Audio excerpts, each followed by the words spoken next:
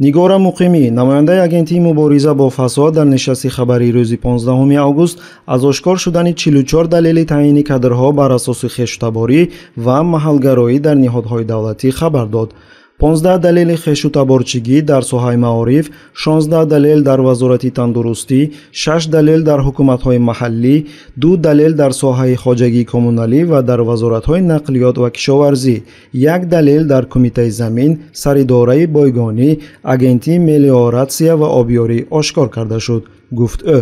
ба саволи рӯзноманигорон ки оё далелҳои кори муштараки наздикони президент ва мансабдорони баландпоя ошкор шудааст, муқимӣ посух дод ки танҳо далелҳои дар боло зикршуда ошкор карда шуданд.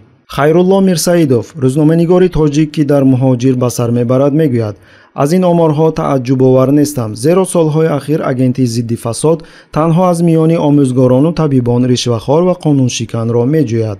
У нас всё коррумпировано сверху донизу, как и везде.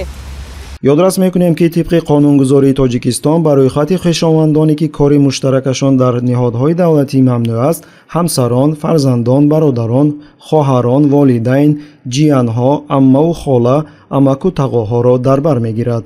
аммо бо вуҷуди ин бисёре аз хӯшовандони наздики раис ҷумҳури тоҷикистон эмомалӣ раҳмон дар мақомотҳои баландпоя ва дар мансаби калидӣ кору фаъолият мекунанд. писари калонии раис ҷумҳур Рустами Эмомалӣ раиси маҷлиси миллӣ ва шаҳрдори Душанбе мебошад.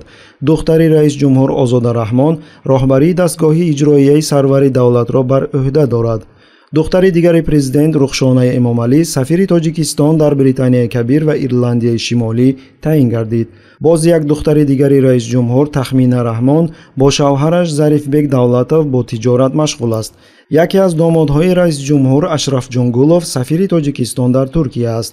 яке аз ҷиянаш Исломиддин Раҳмон раиси ноҳияи Данғара ва дигаре Умед Раҳмон додситони ноҳияи Синои шаҳри Душанбе мебошад.